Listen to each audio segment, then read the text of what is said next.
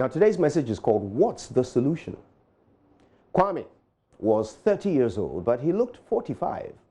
All day he sat in a wicker chair under the mango tree in a compound, drinking sobulu and reading the newspaper. His father's funeral was now a year in the past, but Kwame still wore black every day. The world was moving along without him, and that was exactly how he liked it.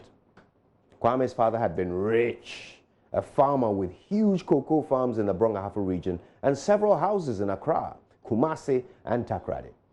His death from cholera just a year prior had come as a shock to everyone, especially since he had died intestate. Kwame's cousins had descended upon the farmers' estates like vultures and taken everything, leaving Kwame penniless. He had to drop out of his final year at university, and the whole world had come to a standstill. The truth was that Kwame hated his dead father for leaving him in such a state of helplessness. An educated man dying from cholera in the 21st century seemed to him the height of stupidity. An educated man dying from cholera without leaving a will was simply unforgivable. Having to drop out of school had been tough. Kwame had been a dadaba, a pampered rich kid who drove around in a Range Rover with a different girl riding shotgun every day of the week. So when his father was found dead, dehydrated and decomposing in his bedroom, Kwame was forced to move out of his East Legon house, hand over the car keys to some unknown cousin, and everything went downhill from there. Finding a place to rent had been a nightmare, and in the end, he had moved into his late mother's apartment in a compound house. Poverty came hastily and harshly, and the young man had adjusted poorly. Now, when I first met him, a deep bitterness had taken seed in the young man's gut, and its fruit was evident every time he opened his mouth. He told me his story by way of explanation after I had asked why he had walked away from university in the final year of his law degree and not found any work since. With fury-flavored tears in his eyes, he lambasted his late father, cursed his cousins, and swore colorful oaths on the heads of his uncles. I learned from a neighbor that this was a chorus that he sang to whomever would listen. So I sat him down for a chat. I suggested that he get a job, any job, and just pay for his final semester in university, after which he could secure gainful employment and move out of his mother's family home. He fidgeted while we spoke and kept interrupting me with, "But Kojo, can't you see the old man didn't try?" And then he would launch back into a troubling tirade of woes.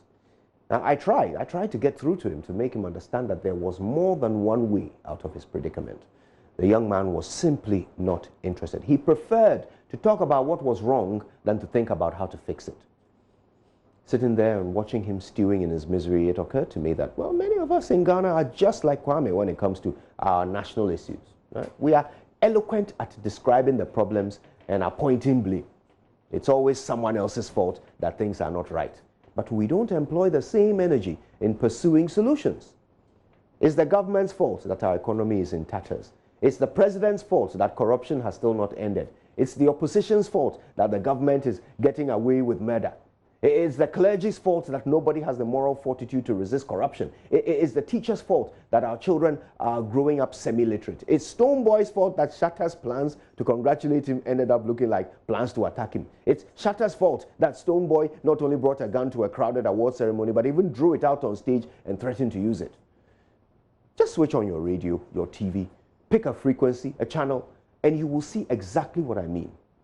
We have become so skilled at describing our problems and verbally abusing those who cause them that we refuse to be distracted by any conversation about how to solve the problems we are complaining so bitterly about. For many years, the Empire State Building had an elevator attendant called Gus.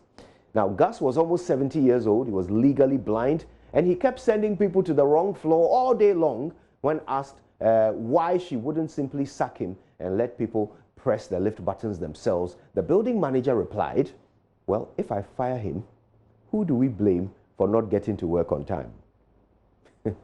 My dear friends, we are in danger of becoming so used to lamenting that we resist solutions that will take away our precious problems.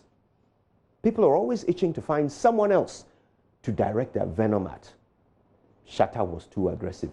Stoneboy brought a gun to a music show. We become so fixated on the problem that we stop seeking a solution. My dear friends, I declare this a week of solutions. We're not going to have any conversation on this show that does not include a solution, a discussion of potential solutions at least.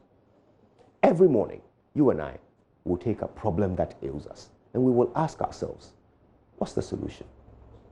You see, there comes a time when we must pick a side in this battle for our nation's future.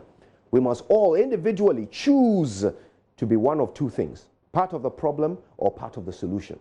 We must decide whether we are problem announcers or problem solvers. We must decide whether we want to be victims of incompetence or heroes of transformation. My dear friends, this is our nation. We can either apply our mouths or our brains to the problems. This year, let's choose our brains, our brain power over lip service. Let's distract ourselves long enough from the pity party to actually seek answers to the questions that have plagued us for generations. Let's stop being spectators of our own doom and start being citizens in our own salvation. We can do this. We must do this, or nobody else will. My name is Kojo Yankson, and this year my question is simple. What is the solution? Good morning, Ghana.